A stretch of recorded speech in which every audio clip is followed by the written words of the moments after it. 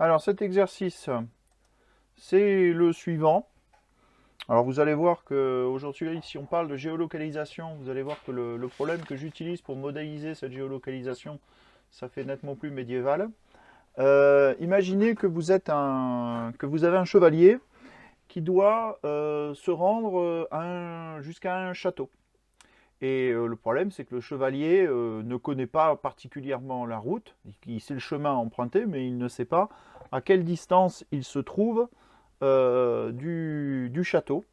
Et donc, pour lui permettre de savoir à quelle distance il se trouve, le roi a une idée, c'est que, en fait, il va envoyer un pigeon voyageur. Et sur ce pigeon voyageur, évidemment, le roi lui-même ne sait pas où se trouve le chevalier. Sur le pigeon voyageur, il ne va mettre qu'une seule information dans le message, c'est l'heure à laquelle il envoie ce pigeon. Il a fait partir le pigeon. Et donc, le pigeon part en ligne droite, rejoindre le chevalier, et le chevalier, la seule information dont il dispose, c'est l'heure à laquelle le pigeon a été envoyé grâce au message que le roi a accroché sur la patte du pigeon, et l'heure à laquelle il a reçu le pigeon grâce à sa propre montre. Et tout le monde sait à quelle vitesse ça vole un pigeon. En vol ramé, c'est-à-dire en vol classique, ça vole à peu près à une cinquantaine de km/h. Donc la question que je vous pose, c'est à quelle distance le chevalier se trouve du château. Voilà, donc je vous laisse chercher un petit peu, de calculer le temps de trajet et de multiplier par la vitesse, hein, D égale V fois T, ça c'est quelque chose que vous maîtrisez. Donc si on fait quelque chose de plus propre, et là vous allez voir que je fais attention à un petit truc que vous avez contourné en utilisant une demi-heure, qui est une bonne méthode, il n'y a pas de problème, mais qui fait que, voilà, en fait ce qui se passe, c'est que si vous faites le calcul du temps de vol du pigeon, hein, vous faites 13h25 moins 8h, ce qui fait 5h25, 5h et 25 minutes. Si on veut faire un calcul directement de la distance, on est obligé de calculer, de transformer ces 25 minutes en heures. Et donc, on va convertir ça en heures en disant que 25 minutes, c'est 25 soixantièmes d'heure. Donc 25 divisé par 60, ce qui nous amène à 5,41 heures, qui est une autre façon de déterminer le temps, mais avec une notation décimale et pas la notation habituelle qu'on a. Ça a son importance parce qu'on reviendra dessus après. Et donc effectivement, au niveau de la distance pour le pigeon, on se retrouve avec une distance de 270 km ou 275 en fonction de comment vous faites les calculs. Donc voilà, pas de grande difficulté, mais en fait le sujet du jour, ça va être la question de la géolocalisation. Et il se trouve que GPS, le système de navigation par satellite, fonctionne exactement sur ce principe du pigeon voyageur. On peut revenir sur le cours. Et on va voir aujourd'hui comment fonctionne la géolocalisation, ça c'est pas très compliqué, mais aussi comment fonctionne le système de coordonnées qu'on utilise avec les degrés, minutes, secondes. Ce sont des choses que vous avez peut-être déjà fait quand vous étiez en géographie, parce que se repérer sur une carte, c'est un classique, ce genre de truc. Alors le principe du GPS, comme je vous le disais, c'est exactement le même que le principe du pigeon voyageur.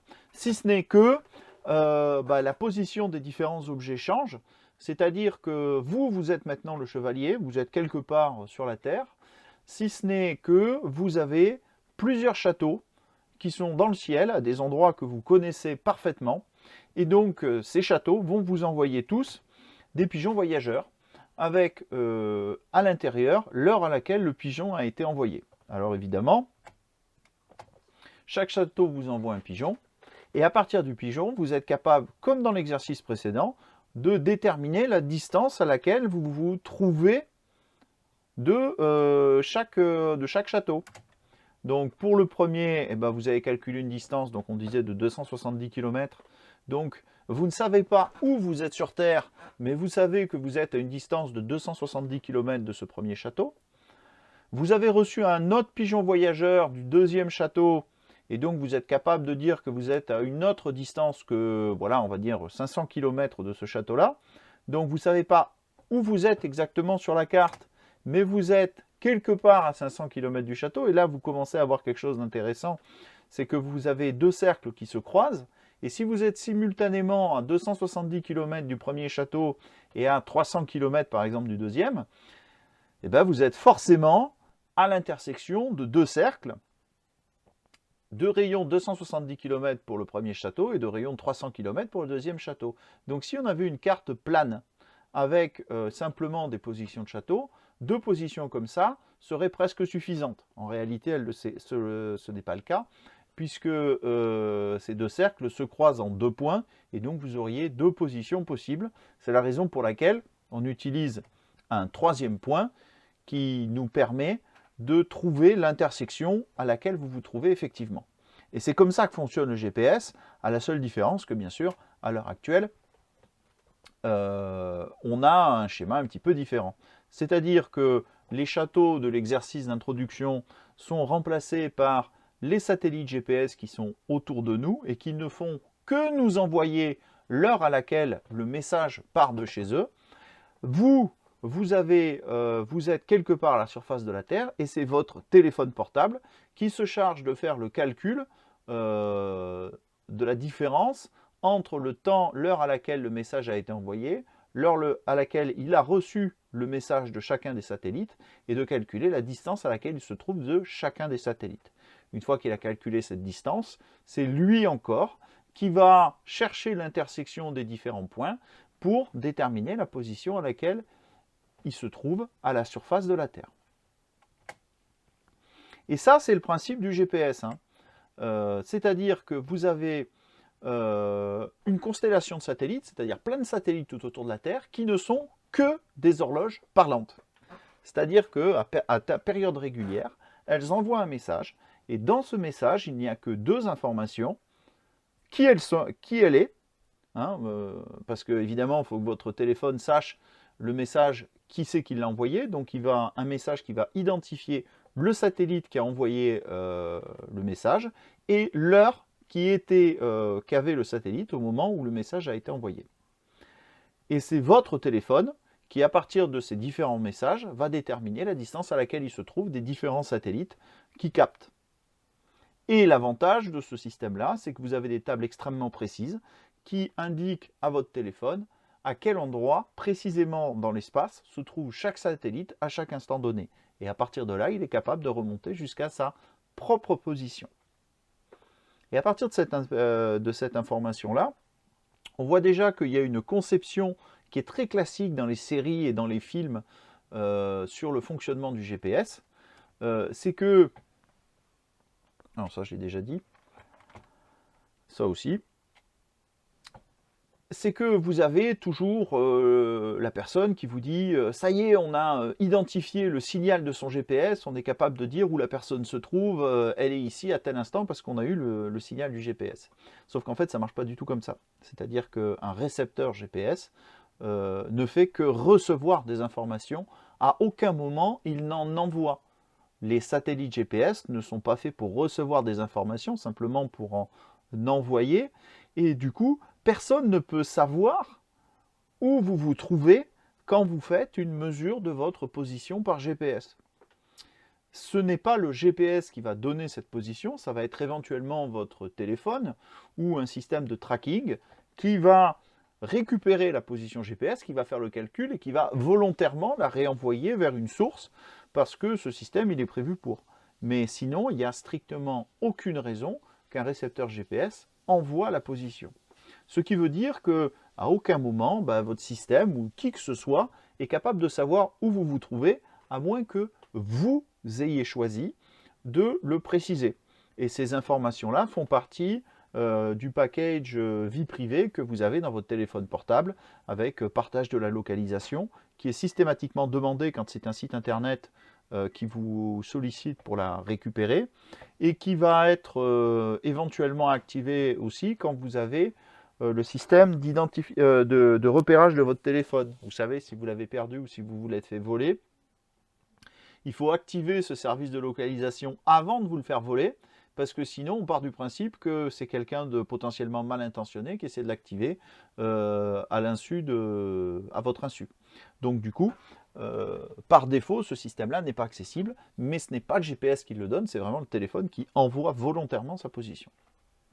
Alors, vous voyez qu'à côté de GPS, j'ai mis un petit drapeau américain, GPS, c'est l'acronyme de Global Positioning System, qui veut dire système de positionnement global, donc n'importe où sur Terre. Et historiquement, ce GPS, c'est un système militaire. C'est-à-dire qu'un des grands enjeux quand vous êtes sur un champ de bataille, c'est d'être capable de positionner précisément géographiquement les troupes que vous envoyez au sol. Et donc les cartes, pendant un long moment, ça a bien fonctionné, mais ça permet à la personne de se repérer au sol, mais après c'est difficile d'indiquer à la chaîne de commandement où vous vous trouvez. Donc très rapidement, les armées ont essayé de mettre des systèmes pour savoir exactement. Donc au début, on mettait des antennes pour essayer de capter un signal et savoir identifier la position de chacun. Et puis quand l'ère des satellites est arrivée, on s'est dit que c'était quand même plus simple de mettre des satellites dans le ciel qui en permanence étaient à des zones qui étaient relativement protégées et qui allaient pouvoir permettre aux gens au sol de se repérer. Donc le système GPS a commencé à exister dans les années 70 ou 80, je crois, pour les Américains. Il a été libéré, donc rendu utilisable pour le commerce dans les années 95.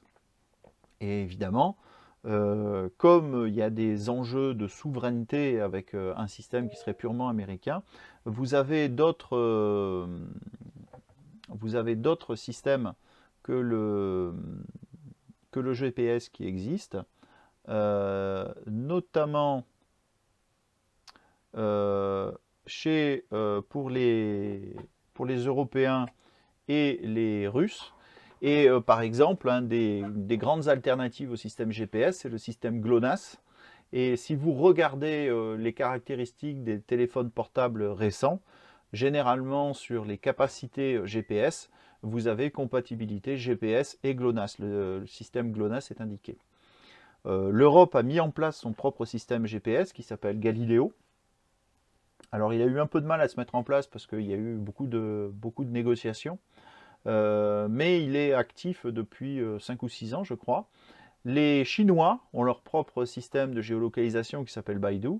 Et puis après, vous avez l'Inde et vous avez le Japon aussi qui ont un système de repérage, mais qui est local, c'est-à-dire qui est limité, circonscrit à leur pays et qui n'est pas un système global comme le GPS, GLONASS ou Galileo.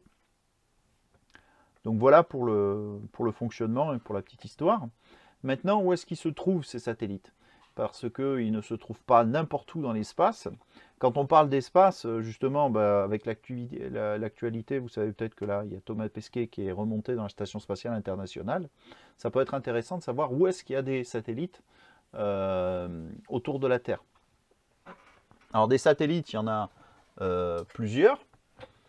J'ai oublié de marquer ce qui est arrivé après.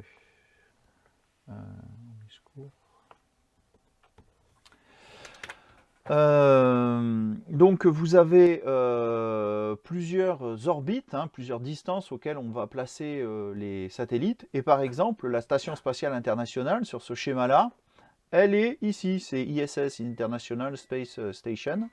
Et vous voyez qu'en réalité, on parle d'espace, mais elle est très proche de la Terre.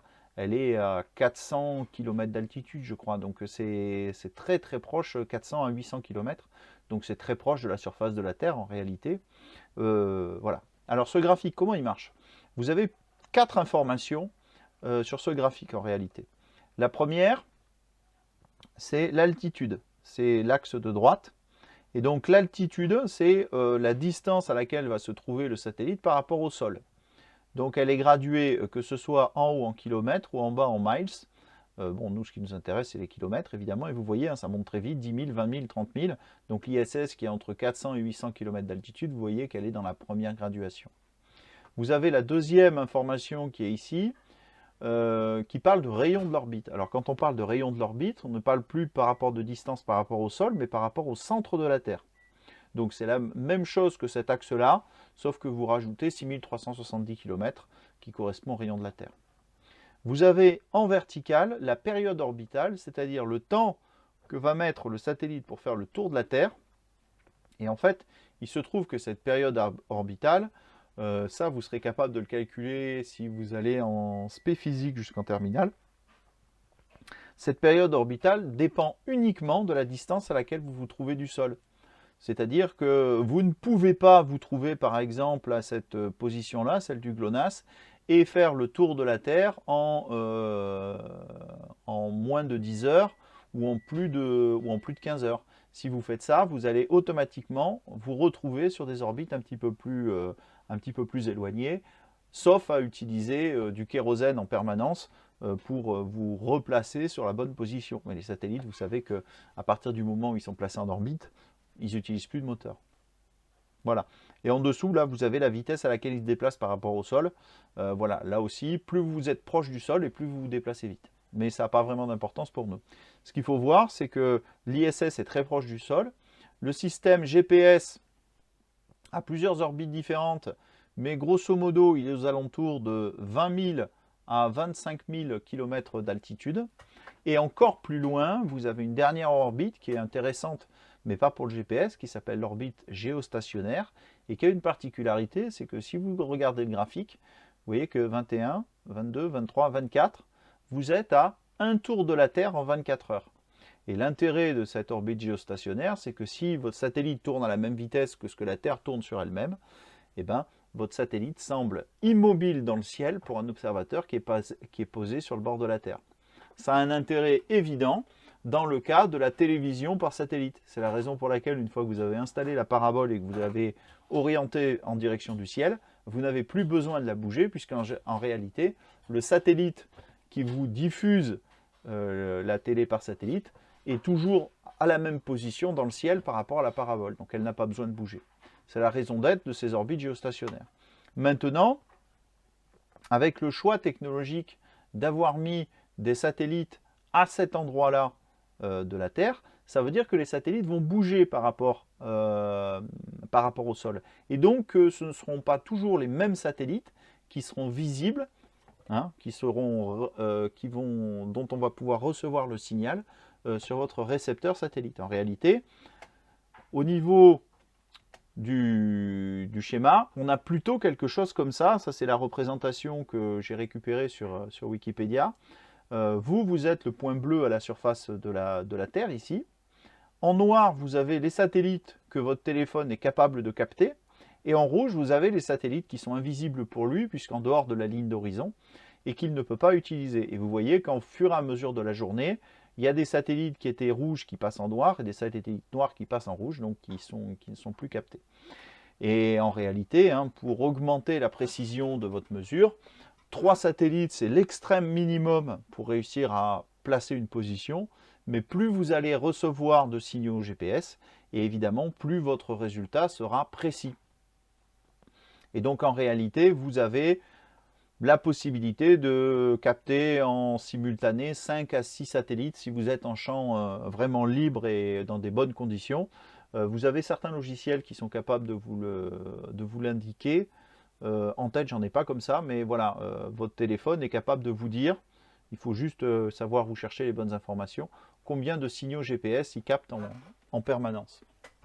Donc voilà, il faut savoir que le GPS, c'est simplement une horloge parlante dans le ciel et que c'est grâce à l'heure qu'envoie cette horloge parlante que votre téléphone, qui a sa propre horloge, est capable de savoir où est-ce qu'il se trouve sur Terre, que vous avez une constellation qui inclut plusieurs dizaines de satellites autour de la Terre et que c'est cette constellation que vous entendez, et que vous n'avez pas que le système GPS, vous en avez d'autres, notamment GLONASS et Galileo. Voilà. Alors maintenant, on va parler des notions de système de coordonnées. Alors ces systèmes de coordonnées, vous les connaissez parce que vous avez tous déjà utilisé un système comme Google Maps maintenant. Et là, je me suis amusé à pointer à l'aide de Google Earth la position du lycée Louis Feuillade. Donc là, vous reconnaissez, alors je ne sais pas de quand date la photo, mais là, vous avez les terrains de sport. Là, vous avez le parking prof. Et donc, l'entrée et l'administration, elle est au niveau du haut ici, dans coordonnées. Voilà. Donc, sur ce schéma-là, quand on clique dessus, vous avez l'information qui est à gauche qui apparaît. À savoir que les coordonnées sont de 43 degrés 40 minutes 12 secondes nord, 4 degrés 7 minutes 22 secondes est, et en dessous, il y a marqué 43,67 degrés et 4,122 degrés. Et là, vous voyez que vous avez deux écritures différentes. La première avec cette notation avec les heures, minutes, secondes, et la deuxième avec les nombres décimaux. Alors déjà, qu'est-ce qu'il représente? Alors normalement, ça vous le savez, mais je préfère faire un rappel. La position d'un point sur le globe est définie par deux coordonnées qui sont la latitude et la longitude. C'est un petit peu l'analogue des x et des y dans un plan en mathématiques. Si ce n'est que les x et les y, ça mesure une distance par rapport à l'origine du repère, alors que la latitude et la longitude mesurent des angles par rapport à une orientation qui serait de référence. Pour la latitude, la référence, c'est l'équateur, donc avec une latitude à 0 degré. Et donc vous allez avoir des latitudes positives si vous montez vers le nord et des latitudes négatives quand vous êtes dans l'hémisphère sud. Pour la longitude, qui correspond à l'axe est-ouest, vous allez avoir des longitudes positives quand vous allez vers l'est et des longitudes négatives quand vous allez vers l'ouest. Et privilège de l'histoire, on a décidé de faire passer le méridien 0 entre l'Angleterre et la France. En fait, c'est le méridien de Greenwich qui a pris le pas. Ça a été une négociation entre la France et l'Angleterre. Et on avait le choix entre le méridien de Paris et le méridien de Greenwich. C'est celui de Greenwich qui a pris l'avantage. Et donc l'axe des 0 degrés passe entre la France et l'Angleterre. Et à partir de là, tous les autres axes se définissent de l'autre côté. Ça a un autre avantage qui est en fait une coïncidence géographique. C'est que le 180 degrés de l'autre côté passe quasiment à pas grand chose près. Je vais regarder ça, mais je crois vraiment que ça se joue à pas grand chose. Si on lance Google Earth, où est-ce que je l'ai mis Earth?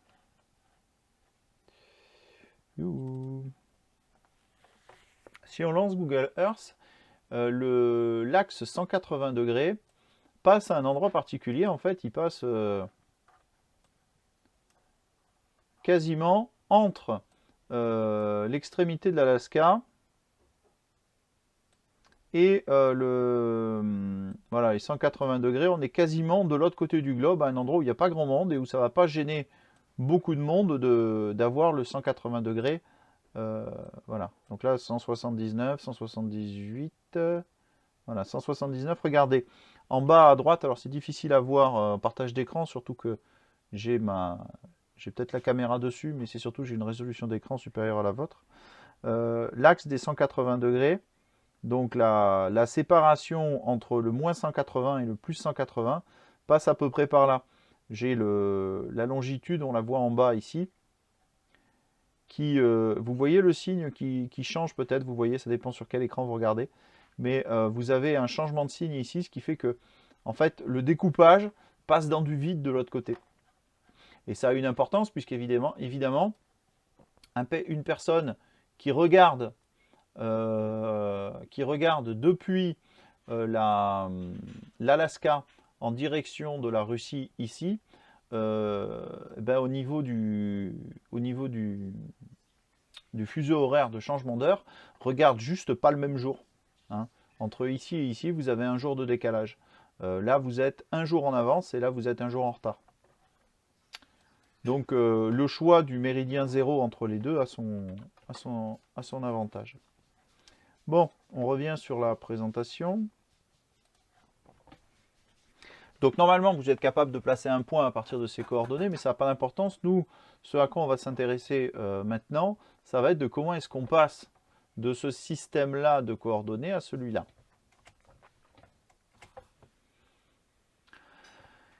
Et là, niveau terme, le 43,67, c'est comme le 5,41 heures de l'exercice de tout à l'heure, c'est ce qu'on appelle une notation décimale.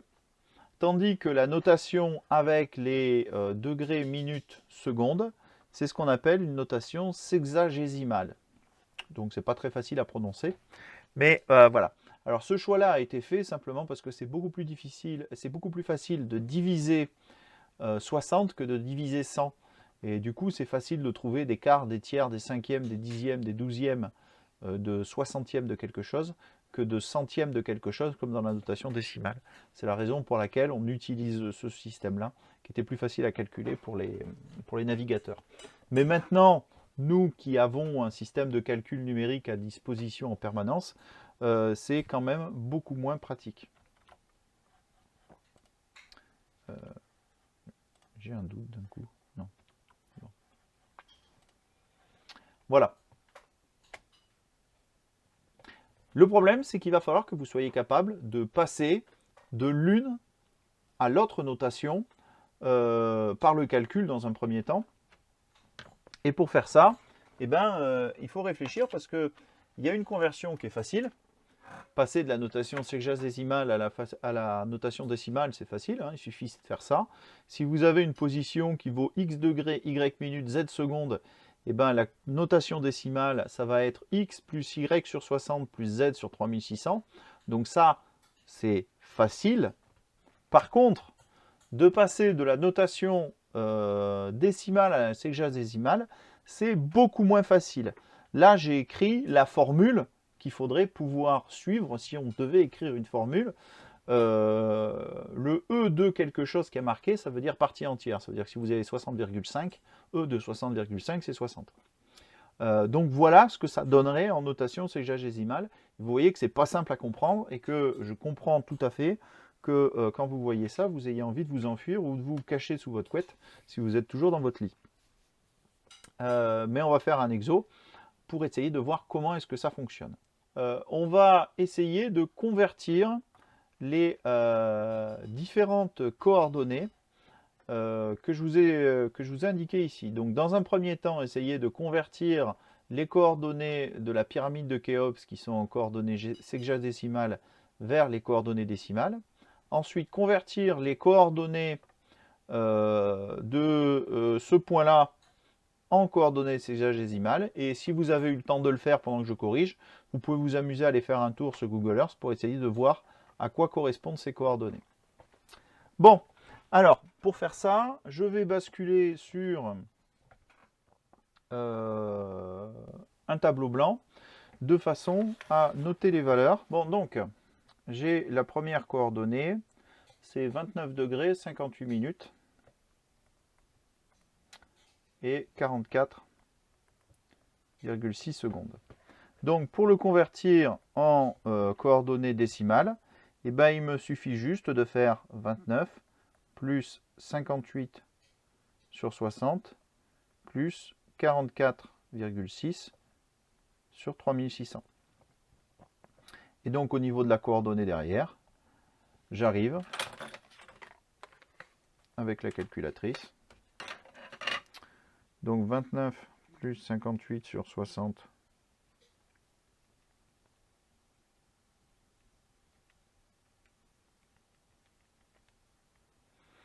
plus 44,6 sur 3600. J'arrive à 29,97. Non. 29,7906 degrés. Deuxième coordonnée, je suis à 31 degrés 8 minutes et 3,4 secondes. Donc ça nous fait 31 plus 8 sur 60 plus 3,4 sur 3600. Donc ça nous fait 31 plus 8 sur 60 plus 3,4 sur 3600. Ça nous fait 31,13428 degrés. Donc ça, c'était pour le premier exemple avec la pyramide de Khéops. Pour le deuxième exemple, ça va être le travail inverse qu'il va falloir faire. C'est un petit peu plus complexe, mais une fois qu'on a compris, ça ne pose pas de difficultés particulières. Donc la première coordonnée, on a 25,196 993. Bon, alors, du coup, avec cette première écriture, on sait qu'on a 25 degrés et quelque chose qui correspond au 0,196993. Ce machin-là, on va le multiplier par 60 pour avoir la valeur en minutes.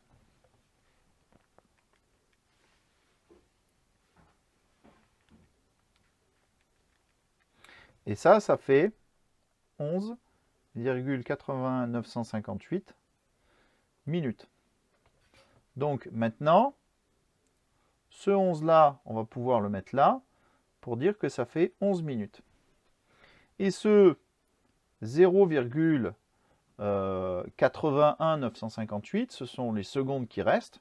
Donc on va les multiplier par 60 elles aussi. Donc 0,81958 fois 60. Ce qui va faire 49,1748 secondes. Et donc, on va avoir 25 degrés, 11 minutes, 49,175 secondes. Donc ça, c'est pour la première coordonnée. Pour la deuxième, ben, ça va être pareil. Hein.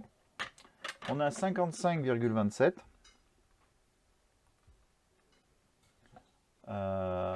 3992. Et donc, première chose qu'on fait, non, je vais le décaler un petit peu parce que sinon je vais arriver un peu. Ça fait 55 degrés. Après, on a toujours ce machin-là qui correspond au 0,27392. Je multiplie par 60 et ça nous fait donc 27,399, pas 999 mais 992. Je multiplie par 60 et ça nous fait 16,43952 minutes. Donc 55 degrés, 16 minutes.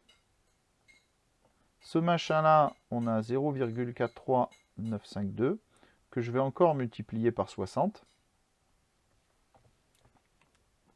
et qui nous donnera les secondes. 3952 fois 60 et qui nous fait 26,3712 secondes. Donc 55 degrés, 16 minutes, 26,3712 secondes. Et vous voyez que on ne tombe pas sous les 60e de seconde, hein, on passe directement en notation décimale sous les secondes pour avoir la valeur du résultat. On a ces résultats-là. Alors, normalement, hein, si vous vous amusez à cliquer, à chercher ces coordonnées-là, vous tombez sur le Burj Khalifa, si je me souviens bien. On va voir ça. Hop, capture d'écran. Bah, j'étais déjà en capture d'écran, c'est bon. Donc, on va prendre ces coordonnées-là. Je crois que celle-là devrait marcher d'ailleurs. Hop. Voilà, hop. Est-ce que ça marche? Ça a l'air de marcher. Et hop là.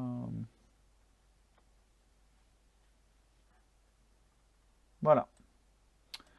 Donc on arrive bien sur le Burj Khalifa. Donc vous voyez, hein, alors vous voyez que la photo du building est un petit peu tordue puisque en fait le satellite n'a pas pris la photo à la verticale et vous avez le truc. Alors si je passe en mode Street View, peut-être qu'on va le voir en 3D.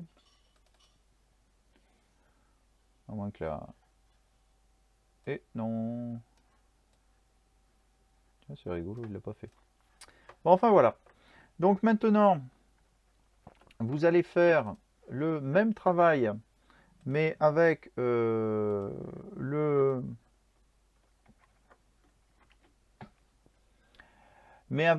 autres systèmes deux autres coordonnées. Hein, ce sera le même calcul.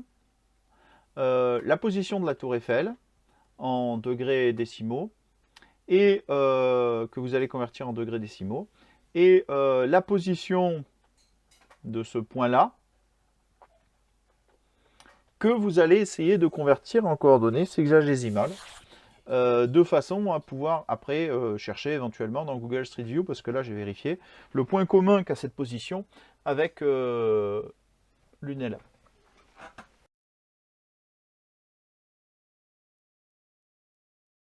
Qu'est-ce qu'il y a, Mohamed? T'as réussi? Normalement, ouais. Vas-y. 48, le Que- 51 divisé par 60, Ouais. le 29,6 divisé par 3600, Ouais. Et ça fait tout? Ça fait combien en tout? 53, C'est pas possible. Ton unité, elle est forcément autant égale que les degrés, donc tu as forcément 48 degrés. 48, un truc. Ah, 48, un truc, ouais. Alors, faut faire gaffe parce que, par exemple, si on va de Lunel à Lyon, par exemple, on ne se déplace que de 2 degrés à la surface de la Terre. Donc, à notre latitude à nous, 2 degrés, ça correspond à peu près à 150 km. Donc, du coup, il faut être précis plus si on veut avoir une position correcte. Donc, plus exactement, on a combien? Répondez, hein, plutôt que de lever la main. Activez votre micro. Vas-y. Monsieur, on a 48,85. Voilà, 48,85. 822 même si on va un petit peu plus loin derrière. Et au niveau de la coordonnée est, ça nous fait combien?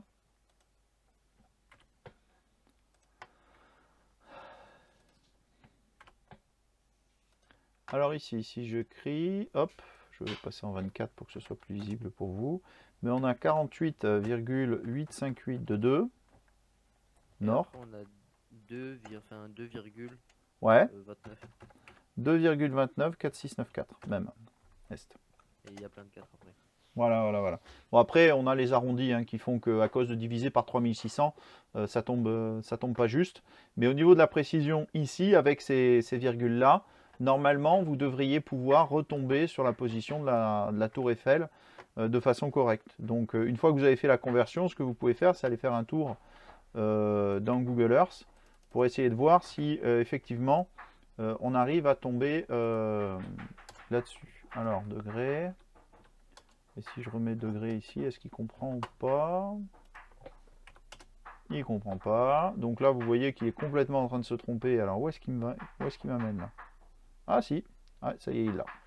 Donc vous voyez qu'on tombe pile sur la position de la tour Eiffel, ce qui veut dire que notre conversion était bonne, puisque c'était la tour Eiffel que je vous demandais de trouver. Ok. Alors la deuxième, est-ce que vous avez eu le temps de faire la conversion ou pas? Elle est plus complexe, celle-là.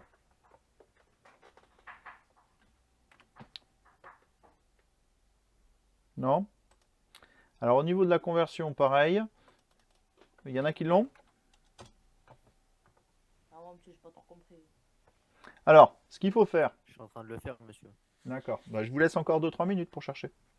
Je crois que j'ai trouvé, monsieur. Ouais, vas-y. 48,85. On fait. On laisse le 48 pour mettre les degrés. Alors attention, 48,85 c'est la réponse pour la tour Eiffel. C'est 48,12. Hein. Ah merde. Attendez, je vais le refaire alors. Bah, si tu l'as fait, l'avantage c'est que si tu le fais avec la tour Eiffel, normalement tu dois retomber sur le chiffre qui était juste au-dessus. Donc c'est l'avantage, c'est que ça te permet. Ah bah oui, du coup alors. Donc si tu es tombé dessus, ça veut dire au moins que tu as compris comment ça marchait. Donc ça c'est bien. Alors monsieur, normalement, Ouais. si je me suis pas trompé, Allez. ça va faire 48 Ouais. degrés. Ouais. 7 Ouais. et 27,6096. Parfait. Ou 27,6. Tout à fait. C'est ça. Bien joué. Donc effectivement, au niveau du corrigé, alors je vais repasser en hop, partage d'écran. Donc lui, il faut que je ferme. Voilà. Au niveau du corrigé ici, c'était exactement ce qu'il fallait trouver.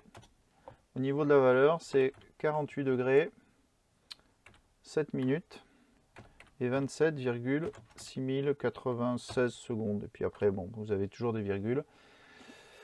Voilà. Et alors ça, c'est le nord. Alors pourquoi je précise? Parce qu'après, ça va avoir son importance, puisque après, ce que vous voyez, c'est que la deuxième coordonnée, elle est négative, ce qui veut dire qu'on est en train de partir non pas vers l'est, mais vers l'ouest. 3 degrés vers l'ouest. Donc ça nous fait 3 degrés, 4 minutes et 12 secondes, si je ne me suis pas trompé. Et du coup, on est obligé de préciser ouest, puisque dans ces coordonnées-là, on ne met pas de moins. On comprendrait hein, si on le mettait, mais on n'a pas l'habitude de les mettre. Voilà, et donc on peut essayer de regarder si ces coordonnées elles marchent. Le point commun qu'il y a avec Lunel. Alors est-ce que ça marche? Il nous amène quelque part, alors il nous amène quelque part en Bretagne, à Clerguérec.